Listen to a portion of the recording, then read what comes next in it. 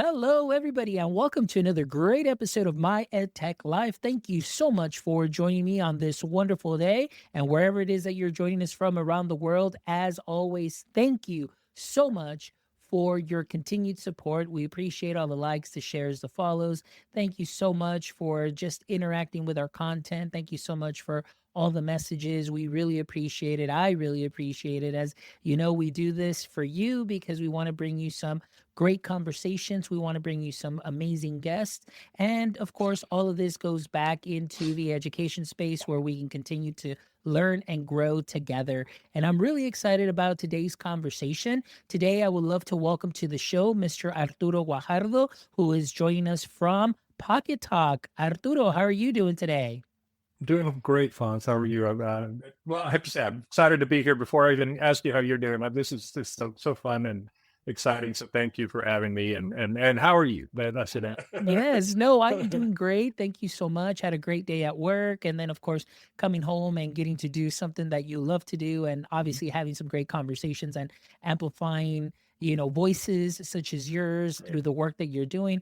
That really just fills my bucket too, as well. So today is going to be a double portion, a double filling of buckets today for work and getting to interview you and getting to know you a little bit more. And also for for our audience members, I should say, to get to know you a little bit more and the work that you do. So, Arturo, let's go ahead and dive in. So, for our listeners today, those of you that are not familiar with your work just yet, but after today, I know that you'll definitely have a lot of followers.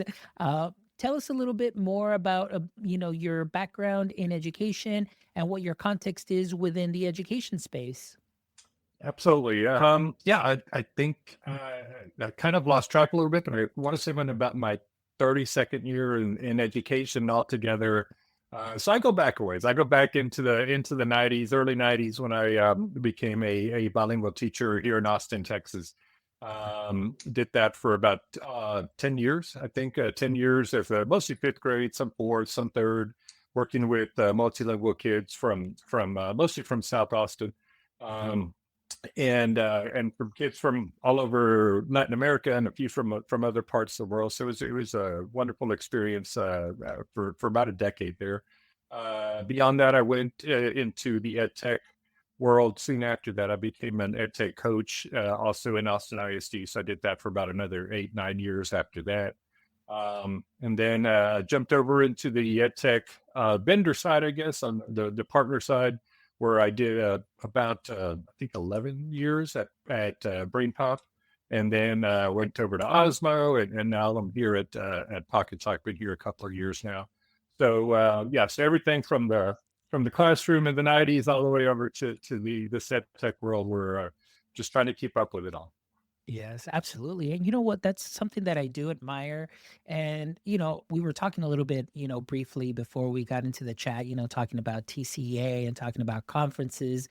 And, it's always great for me, at least, when I go and visit a vendor and I do hear, the experience that they've had in education. And many times, sometimes the experience is a little bit less, sometimes it's a little bit more.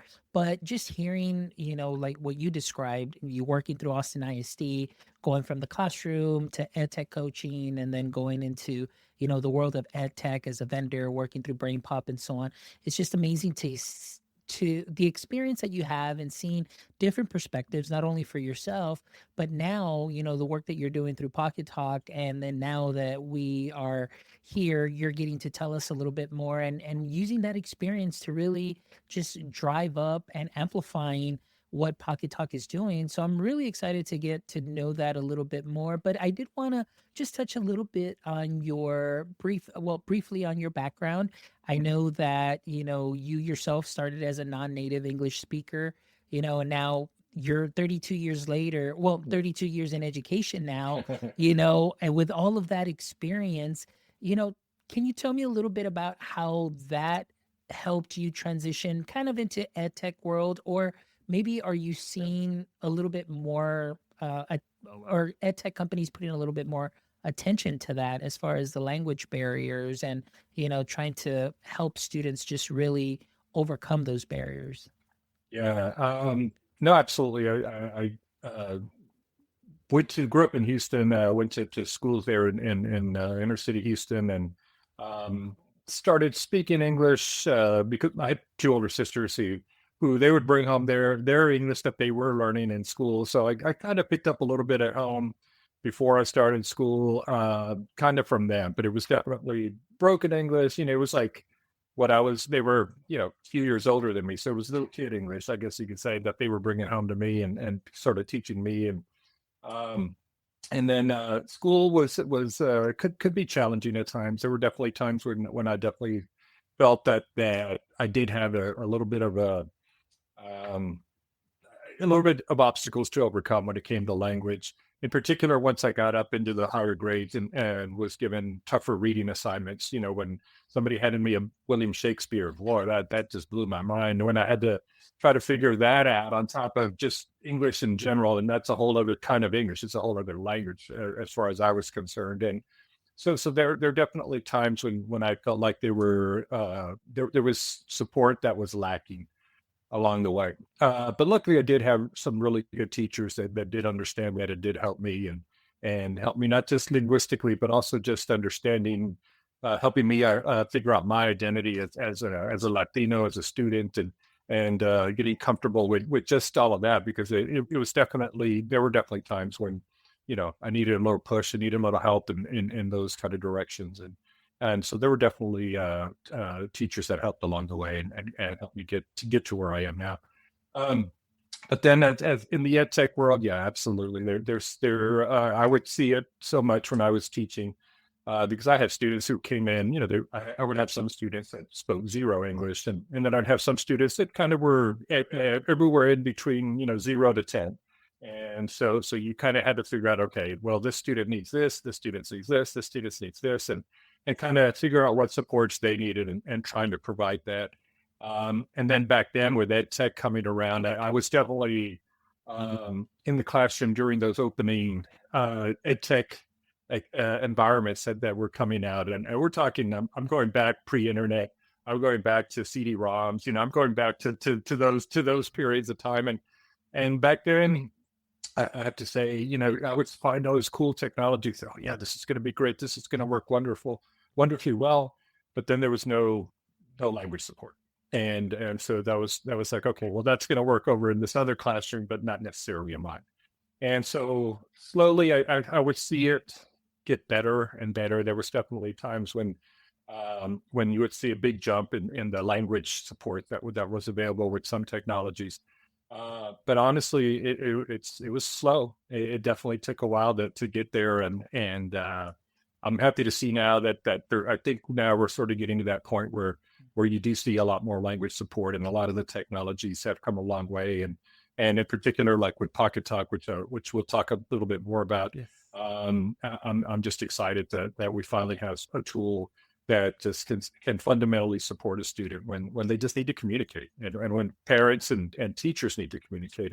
And that to me is going to be incredibly valuable, across the board in schools everywhere, and not just in the US, but around the world. Excellent. Well, thank you so much for that answer and your background. I mean, it's kind of a little bit similar for me. The only thing is growing up as an only child, I didn't have that support from older sisters or siblings. And so, going to school and my first language, obviously being Spanish, I didn't learn English until I was in about that I can remember probably about second grade, middle second grade, by Mhm. third grade. I was, pretty decent and I was okay. But I mean, talk about those tough times being a language broker too, as well, for my parents. I, Right. I Yeah. always tell I always tell people the story. I was like, I'm an 8-year-old kid reading like documents and translating and ¿qué dice esto, mijo? ¿Qué es lo que dice? Uh, well, pues, I think it says this. And it was very interesting. And like I said, kind of growing up here in the valley, that's one thing that Yeah. we always saw. And of course, now myself too included, being now heavily immersed in this world of ed tech, it really surprises me many times that we are barely where we're at right now as far as what language supports are. And of course, it's getting a Right. lot better. But even in the years that I was in the classroom, like I was talking to you briefly, it was the technology just it wasn't there. It didn't have that language support, and then having to work with students that would often come in. And I had students not only coming in from Mexico and speaking Spanish, but then I had students in my district where they're coming in from Japan, they were coming in from Korea, they were coming in from Israel, Right.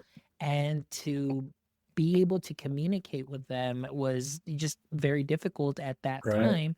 But things are getting a little bit better. But this is a great segue now into understanding and for you to tell us a little bit more about Pocket Talk and what Pocket Talk is and what it does for the classroom. Absolutely. Yeah, Pocketalk is amazing. It's we're a translation um, solution that's being used all over the country right now, and we're in about, I think at this point, about 500 school districts, coast to coast. I've been lucky enough to work with school districts in New York City, and I was in Florida a couple of weeks ago. I'm going to California in a few weeks, and next week I'll be in Seattle. So lots of usage all over. What we're known for primarily is a device, and it's a little device like this. It's a little handheld device that students can use, that teachers can use, that your front office can use, your principals, your cafeteria workers, your bus drivers, pretty much anybody can have this device and keep it in their pocket, wear it around their neck. I have a little lanyard here that I often wear. And what it allows you to do, it allows you to communicate in more than 80 languages. So right now, I think we're at about 84. We're going to be at 90 here in a few weeks. Um, and then we're just going to be adding more and more languages as we go along. But like I said, what's cool about this is that it can be used with anybody from you as a second grader, or newer, picking up that English, all the way up to us as educators in the classroom, and your families at home. So think about your familia instead of having to pull you to be that translator out in the real world, out in the doctor's offices, at the DMVs, at all those places that we all have to go to at times. Now you have a device that you can actually have the parents take along with them, and be able to make that communication so much easier in all of those places. So we're really excited to be able to provide that kind of solution for not just for schools, but for offices and public spaces, for government offices, like I said, like the DMVs, for doctors' offices, you name it. Anywhere where communication breaks down, that's where Pocket Talk can come in. And that is fantastic. And just by looking at it, just the size of the device. Now, and I'm going to share a story because, like I mentioned, my last year in the classroom before I stepped into this role, that is when I had my student that came in from Israel, and he came in mid-year. And I mean, talk about, obviously culture shock, talk about just sometimes the students, I mean, they don't want to move, but because of the parents' work and things of that sort, and it's very difficult. And he was just having a difficult time, obviously, the transition from being somewhere familiar to somewhere somewhat unfamiliar. But Mhm. being able to work with him was something that well, I just kind of had to make it work. We through the use of Chromebooks and at that Right. time I had an iPad and he was just typing in things just so I can sit him next to me and just whatever I can do to help him just really capture the learning or answer any Right. questions. And but I tell you, being able to use the Chromebook or that iPad, as great as those pieces of technology are, one of the things that I will say, it was often bulky and it would just be a barrier in itself because of this. But the way that you just shared Pocket Talk and just being a handheld device that works very easily. So now, can you describe just the way that this works? Is it a Yeah. real-time translator?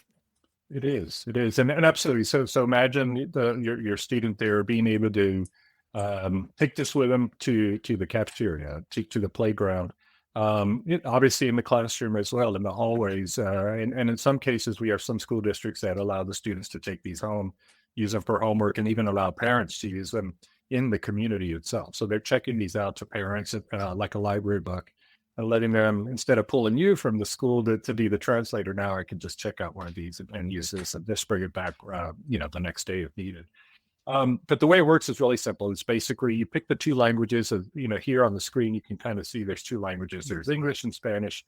If I click on any of the either language, I'll see a list. Here's where those 80 plus languages are stored. I can just scroll up and down the list here, pick whichever one I want. So in your case, you'll be able to speak Hebrew now. We would find Hebrew on the list, and I'd be able to speak English into the device.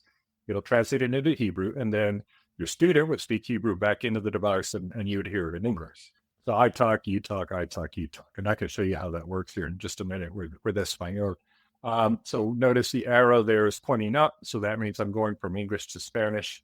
If I click on the arrow, it flips, and now I can speak Spanish and it'll go into English. So all I have to do is press the button. There's one physical button down here that I'll need to press, and you have to hold it down kind of like a walkie-talkie. You press and hold the button, start talking, the device starts listening and starts translating for you automatically.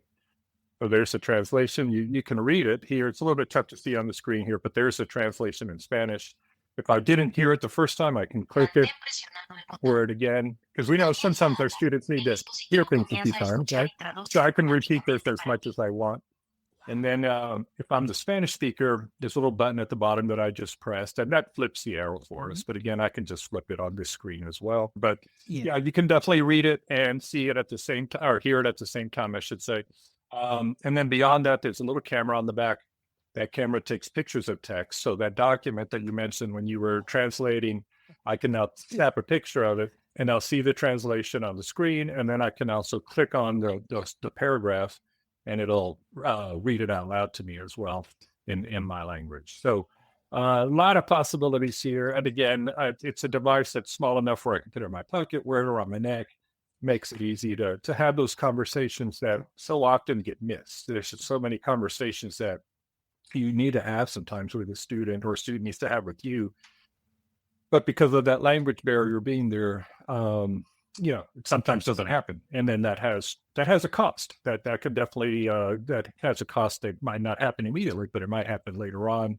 One quick story, I ran late here, but one quick story that I do want to share is the story of a student that we heard from a school. A student came from Ukraine and was at school. Nobody spoke Ukrainian. He just speak in English. And what happened one particular day is that the school was going to have a fire drill.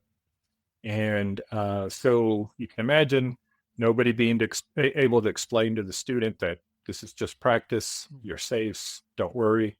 This is what's going to happen. And of course, the alarm goes off, and student gets very upset. The language that the person who told me the story said the student freaked out, essentially. So just those kind of conversations that we pretty much take for granted, you can now have in more than 80 languages.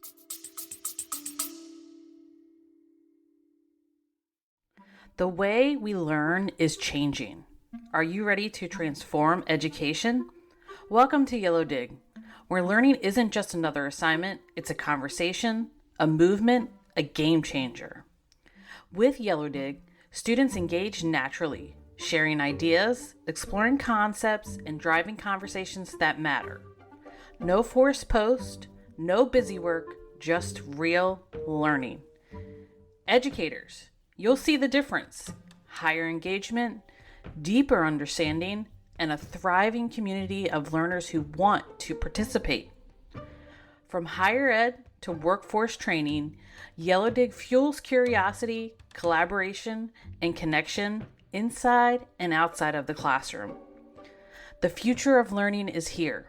Are you in? Yellow Dig, connecting minds and igniting possibilities. No, and that is so valuable. As you were going through this, Arturo, like my teacher voice or my teacher self, like you mentioned, there's so many possibilities. I mean, not only with my student that came in, that we needed that Hebrew translation, but also the fact that you just shared how you can actually take a picture of that document. So for in class, as you're passing out a document. Now, one of the things for me is, I always want to eliminate any barriers for teachers also as well, or that additional, work sometimes, because it's like, man, sometimes you may have, 3 or 4 different students there that may speak those 3 or 4 different languages. And now you have to produce something. in those 3 or 4 different languages. But the fact now that you can take that document and you can pass it out, and the student can go ahead and set it to their language and take a picture of it, and now it's going to translate that for them. Right now, my mind is like, this is amazing, because at least in my district, I can see how this can help our, well, number one, the classroom teacher, and Sure. then number two, also help our ESL strategists be able to use this also with students to help them build up their skills, and especially the listening skills. This is huge too. And you're working on the speaking skills too. So to Right. me, I'm already seeing like all of these like telpus. I'm seeing, Yep. just the language acquisition, that practice, being able to just feel more comfortable. You're learning, the student does not have that barrier anymore. The teacher doesn't have the barrier. And like you mentioned, not only teacher to student, but teacher to parent also as well. And many times, like in our district, we'll have a district engagement with parents, and many times we need that support to go from English to Spanish. And if the parents can, or our presenter can go ahead and use Pocket Talk to read out that statement, or give that comment, and then be able to play it in, whether it's in Korean or Japanese or Mhm. Spanish, that would be fantastic. So I want to ask, does Pocket Talk, can it connect to a headset if needed? Yes. So the device comes with Bluetooth connectivity. So yeah, you could put it connect it to earbuds. If you are doing a presentation, for a large group, you can plug or connect it Bluetooth to a Bluetooth speaker, and just blast it out to the entire audience, to the cafeteria, to the library, wherever the audience is. But yeah, to me, that those everything you described is exactly what we want to be able to provide for the teachers, because again, teachers already have so much going on, so much on their plate as it is, and this is just a tool to take some of that off of their already overflowing plate. Yes, absolutely. And I mean, talk about the teacher impact. I mean, right now, I just mentioning those examples, and myself, I could have definitely been picturing myself just simply with this simple device, being able to communicate back and forth with my students, or students for that matter, or even parents too, as well, from different Right. nationalities. That makes a huge impact, because many times, it's that communication piece that is very difficult. And we by removing that barrier, you're removing that frustration, you're removing that Exactly. barrier to access as well, and to be able to communicate with a parent fluently in their language by using Pocket Talk to translate.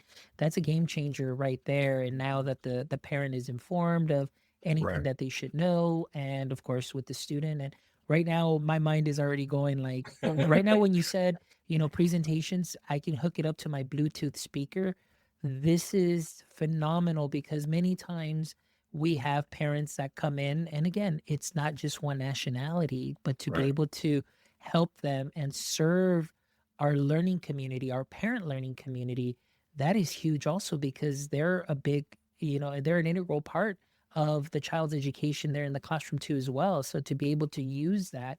So because I'm getting so excited here, I know I'm the one that's rambling on, Arturo, but I want to ask you, can you tell me, I know, and you don't have to mention the districts or district that you're Mhm. working with, but I would Sure. love to hear just, some feedback, or just some of those like great stories that are happening within some of the districts that you're currently working with.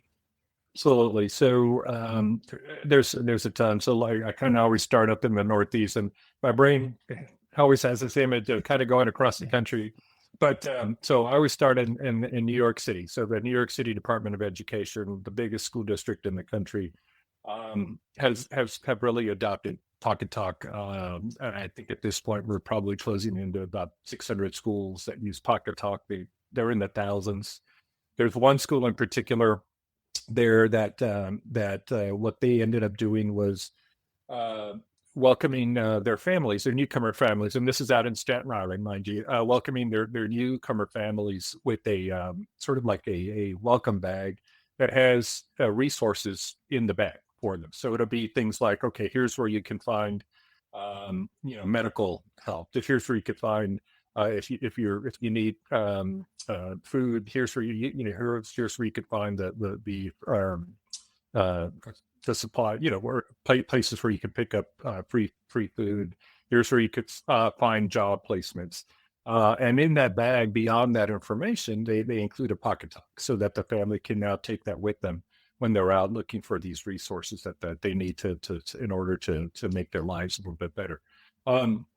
So New York City by far is our biggest partner at this point. Orange County down in Florida and in the Orlando area, they use us in their welcome center. So when families arrive in their districts from other countries, they can go there and find people that can speak their language. So they have staff that speak Spanish and Haitian Creole and a couple of other languages, but there are many more languages that they need help with. So that's where the Pocketalk comes in. So they equip their staff there with Pocketalk to welcome those families and to get them the resources they need. And then if we go across to places like Moreland in the Bay Area in California, they're a district that actually checks these out like a library, like a library book, as I mentioned. They actually have these barcoded, and they scan them, and then the students can check them out as they need them. And with students and with families, their language needs come and go. As students get a little bit further along with their English, they may not need a Pocketalk anymore, and that's okay. It's like a scaffold that can be removed, and I can turn that in and then make that available for another student that does need that scaffold right now. So lots of different ways to use this, everything from families to students to the classroom. You name it. I'm always amazed. I love to hear these stories because I love to hear how people our educators are using Pocketalk and finding new ways to use it that I hadn't thought about at all.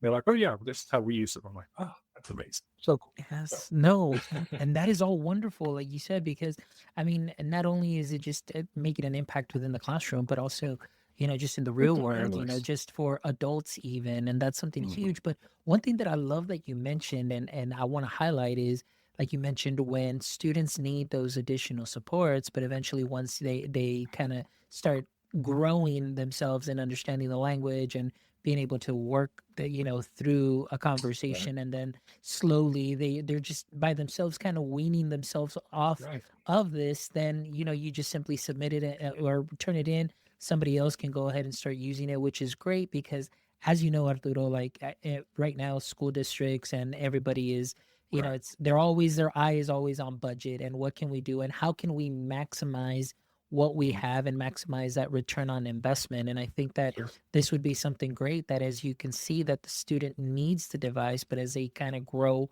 and they can grow out of the device and then let it, be used by somebody else. So I want to ask you, as far as that is concerned, can you tell us the way that the device actually functions, the inner workings? Is this something that is, do we need Wi-Fi? Do we need a subscription? So how can just to give some information for any of our influencers within the district or people with purchasing power that are like, whoa, we got to look into this. Can you give us a little rundown as far as how Pocketalk works? Sure, no, absolutely. And everything you mentioned is dead on. We are one of those products that I think can save a district money in a few different ways. One of the ways is that each device does include 5 years of cellular data right out of the package. So there's no subscription. You don't have to pay anything. After you buy the device, that's it. You don't have to pay another dime. But you get 5 years of cellular data included in that one time you purchase it. So what that means is that I can now take this device and take it off campus if I need to and use it on a field trip. I can use it on the school bus. I can send it home with a student, or if I'm doing a home visit, I can knock on that door and be ready to talk because it's automatically looking for those cellular towers in your neighborhood and connecting that way. So at school, get it on your Wi-Fi. That tends to be the best way to connect within a city or within a school building, just because of the dead zones that sometimes come up. So put it on your Wi-Fi at school, but off campus, it'll just automatically flip over to the cell tower and work that way. So that'll say, there's no subscription at all, nothing you have to worry about paying after you buy it. Then on the other hand, there is we do have a subscription service. We do have one subscription service that you can choose to pick up, and that's called Ventana. And with Ventana, that's your mobile device management system. so that for big districts like I mentioned, Moreland, where they bought 1,000 of these, I believe, they need a program to be able to sort of keep track of the devices, know how they're being used, where the devices are getting used most, like which campus is using them, which languages are being translated. Are there languages that we didn't know were being used on a certain campus? Now we know because they're using them on the Pocketalk. And then if there's a campus that maybe doesn't need them as much, well, I can now take those resources and put them onto another campus that does need the Pocketalk. So you have usage reports. You have, and your IT guys will love it because you can do all your Wi-Fi settings remotely now. So you can just make wholesale changes to your network, the network settings, I should say, on the devices without ever having to touch them. You just do it all through Ventana. So that's another cost saving, time saving tool that we offer.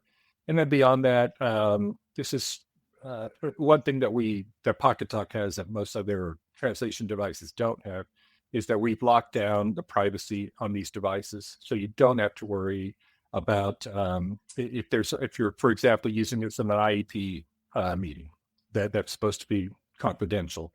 And now you know that all the translation, any translation that happens, basically lives on this device. I can delete it immediately. I can choose to not even have it stored anywhere, so you don't have to worry about that information getting anywhere, getting into the wrong hands. And you can even these devices have been certified to be COPPA compliant. They're FERPA compliant. And they're also HIPAA compliant, so you could even have medical conversations. If your school nurse uses them, you can actually have those conversations that should be confidential, and this device takes care of that for you. So you don't have to worry about having to take care of those things separately. It's all done within the device. This is amazing. I mean, one of the things that you hit on, and I know we talk about, and for anybody that's listening, and if you are just an influencer within your district as far as purchasing or anything, but just the fact that the return on investment, you're buying the device, 5 years, that you have, cellular service, you can get it on the Wi-Fi, you can use it with parents, you can use it with students, teacher to student, teacher to parent, maybe even teacher to teacher, however it is, but you're going to have something on hand that is going to be able to help you have a conversation, or at least translate what you're saying, to break that barrier of communication between two different people, or your learning community as far as parents are concerned, which is fantastic. But then what really caught my attention was you were mentioning Ventana, which is fantastic because, as we know, and what I've learned is that data drives decisions. And like you said, if you're making an investment, sometimes, we may think that this school needs this more, or this school needs this more. But now, when we're getting that data that you mentioned, we're not only getting what languages are being used the most, which will give us some insight as far as what we may need to support, but then also which campuses may be using it more or have a higher need. And then you can reallocate that, which I think is fantastic. But not only that, the management side. I mean, for any CTO out there that is looking for an easy way to manage these devices, you've got the solution for it. And I think that this really sets Pocketalk apart from, really, to be honest with you, I haven't seen anything like Pocketalk out there, because a lot of the language supports, they integrate them within the platforms, or maybe the students are using specific programs, but but it's only for that specific program. It's not for a conversation that you're having off of that program, which I think this is phenomenal that Pocketalk would be able to help support the students in that aspect, and that's phenomenal. Yeah, no, and also think in terms of, I'm not sure if your district where the phone policy is in your district, but I know many districts phones are need to be put away, and oftentimes teachers, students will use phones to translate, and I get that makes sense. I always remind teachers, though, keep in mind that if you use your phone in a private conversation, well, your phone is now subject to getting pulled and getting reviewed if there's a Information Act that gets requested, Freedom of Information Act that gets requested, and The other thing I remind you on the student side for Pocketalk is that Pocketalk does one thing really, really well, and that's translate. Our translations are, I think, better than Google's, better than many other translation services that are out there. But that's really all they do. So you can feel fine handing this to a student. They can't play games. They can't get on the internet. They can't really do anything other than communicate. And that's really what we want them to do, right? We want them to be able to talk and give them a voice when they might not have one until you have some sort of technology like Pocket.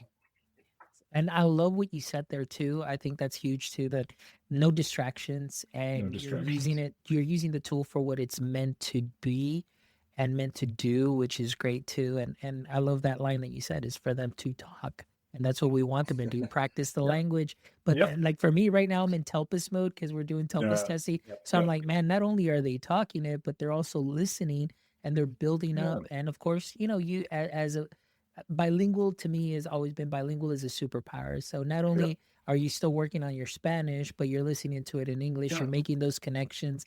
And that is That just translanguaging that we want, that you don't have to, your Spanish or your whatever your home language is a superpower, and now you have a way to build on that, and this device helps you along the way, and like I mentioned earlier, when you're ready, you don't need any more. That's fine. Move on without it. But for those students who need it, hey, it's going to really be a game changer for them.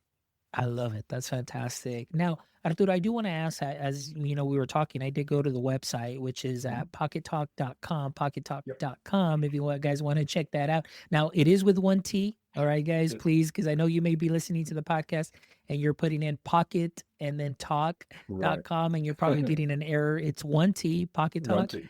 Yeah. Mhm. Now I do notice that you offer not just the Pocket Talk S, but there's a Pocket Talk Plus, which is a little bigger screen and everything. Right. So I mean, do school districts, and I guess depending on the budget, and so on. Mhm. But I mean, they both have the same functionality. It's just really just the screen size that makes the difference, correct?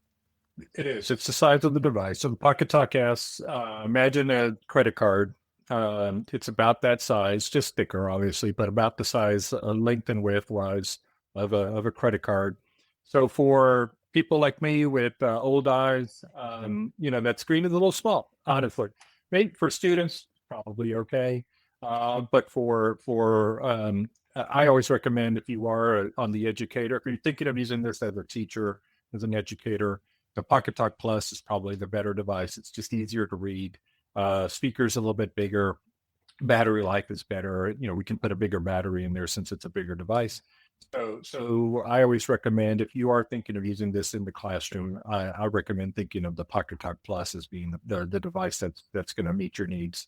The Pocket Talk S is great just because it's tiny, but again, probably better for little hands and younger eyes. Absolutely. And that's fantastic. Well, I am just blown away, Arturo. This has been fantastic. And again, knowing now, about Pocket Talk, and man, I just wish that this was, or at least around, or at least I knew about it when I was in the classroom.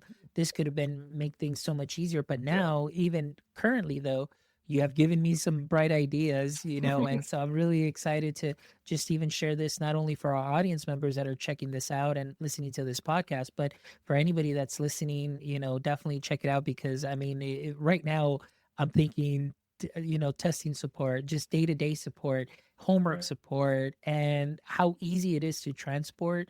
And so the possibilities are definitely fantastic for the students. And just, again, it's all about removing that barrier for teachers as well, and just lightening their load with a device that students can use in the classroom.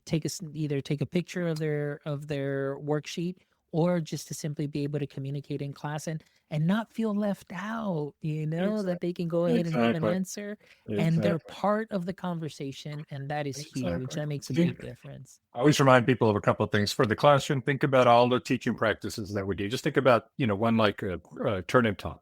When I need to talk to my classmate, and if that classmate doesn't speak my language, well, turn and talk just doesn't really work, right? How am I going to talk to the student? So with a Pocket Talk, you can have the class discussion, you can have the small group, and you're giving that student that voice, that instead of them just kind of sitting there and listening and kind of shrugging their shoulders, Now you can find out what they know and how much they know, because a lot of times it's there. They just can't express it yet. So keep that in mind for the classroom. And for the front office, I always remind everybody that first experience that a family has when they walk in the school door and they walk into the school office, that's going to kind of set the standard or the groundwork for the rest of that relationship. So if that experience is a good one and you're able to communicate with that family that first time they come in, they're likely to come back. If it's a bad experience and they think, well, nobody can communicate with me, why would I go back to school? They probably won't come back. So just keep that in mind. I always recommend you have one in that front office just to make sure that first experience is a good one.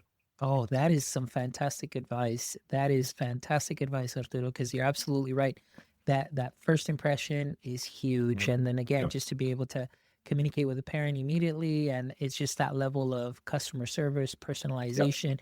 You feel welcome. You feel like, wow, I was able to communicate. I mean, it just, like you said, it makes a big difference for a parent to say, hey, if they took the time to do this for me, then I know that Yeah. my kid is going to be in good hands. So Right. fantastic, Arturo. Well, thank you so much, Arturo, for just sharing a little bit about your story too in education, but just, going back and forth. And like I said, you got my creative juices flowing too as well. Yeah. And seeing the possibilities of how to be able to integrate this in just more than just a mere translator, but just to be able to use it effectively and intentionally for the student growth. And this is fantastic. So thank you so much for sharing that. But before we wrap up, remember, we always love to end the show with the last 3 questions. So, Arturo, I hope that you're ready. All right. All right. I hope Here so. we go. All right.